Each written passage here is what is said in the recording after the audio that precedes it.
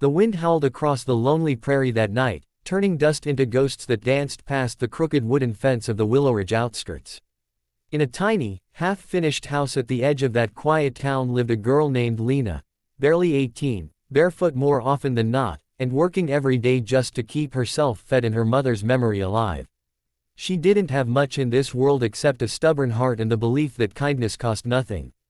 Her house had cracks in the walls and a roof that sighed when storms rolled through, but inside it smelled like bread, lavender soap, and hope. On nights like this, Lena sat by her window with her old oil lamp flickering weakly beside her.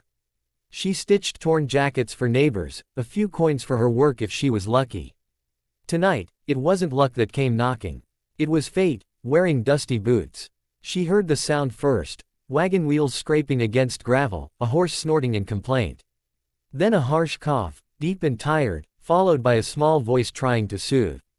Lena set her needle down and stood slowly. No one visited her at this hour. For a moment, fear crawled across her mind, but compassion chased it away just as quickly. She grabbed her shawl and opened the creaky door. Under the dim lantern hanging outside, she spotted them. A tall man with shoulders that carried too many burdens and a boy half hiding behind him. Their clothes were travel-worn, and the man's hat dripped from the recent rain. The boy pressed a hand to his chest as though trying to hold warmth inside his little body. "Ma'am," the man began, voice scraping like gravel. "We're passing through. My son's cold and sick. We just need a dry place for the night. We'll be gone by dawn, I swear it." There was no hesitation in Lena's heart. Not even a whisper of doubt. She saw the boy, pale cheeks, trembling fingers, and stepped aside immediately. "Please," she insisted, "come in."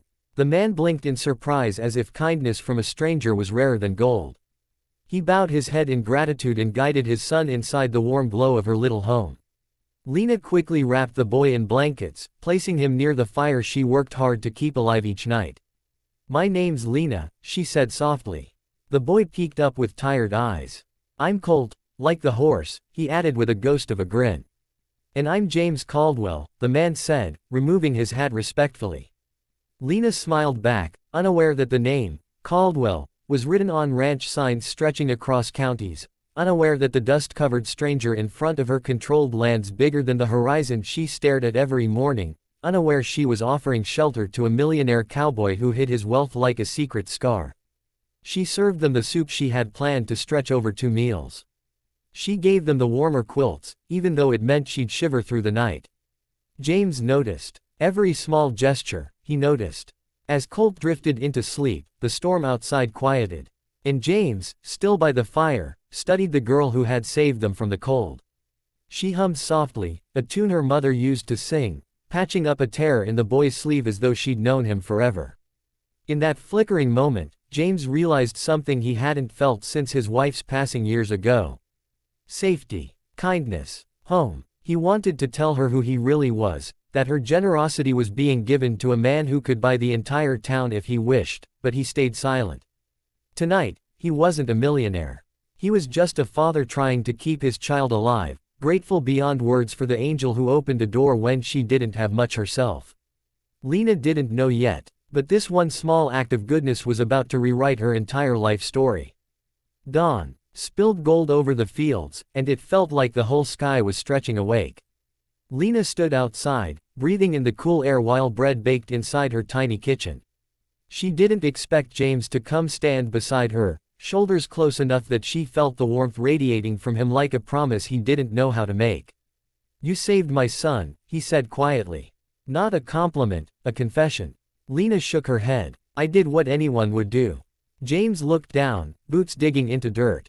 "No, not everyone would." Before she could reply, Colt burst out the door laughing, a full bright sound she hadn't heard from him last night.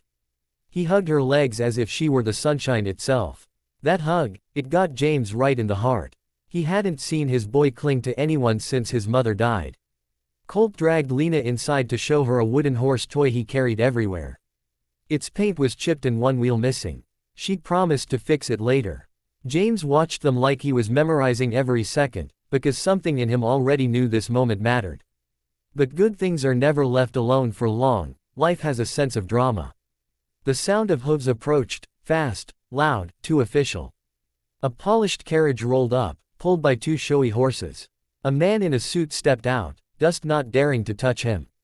He glanced at the humble home with a wrinkle of disgust. "There you are, sir."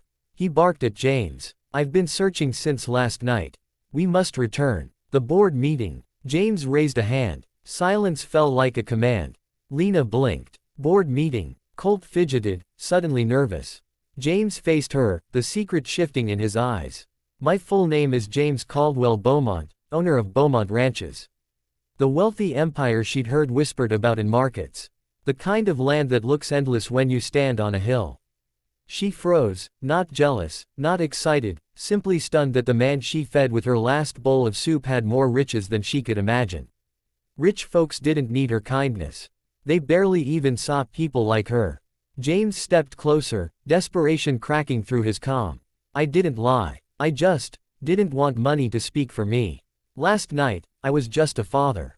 And you gave us shelter without asking for anything." The suited man cleared his throat. "Sir, she is not." James shot him a glare sharp enough to gut a bull. Then he turned back to Lena, voice low. "You gave me more in one night than wealth ever has." Her heart wanted to believe him. Her mind warned, people like him don't stay for people like me. Before she could answer, a neighbor's shout cut through the air. "Lena, the landlord's coming, says if you don't pay today, he's taking the house." Colt grabbed her hand. James looked like thunder preparing to strike. He didn't want to leave anymore. And the world was about to find out exactly how dangerous a millionaire cowboy can be when someone threatens the girl who saved his child.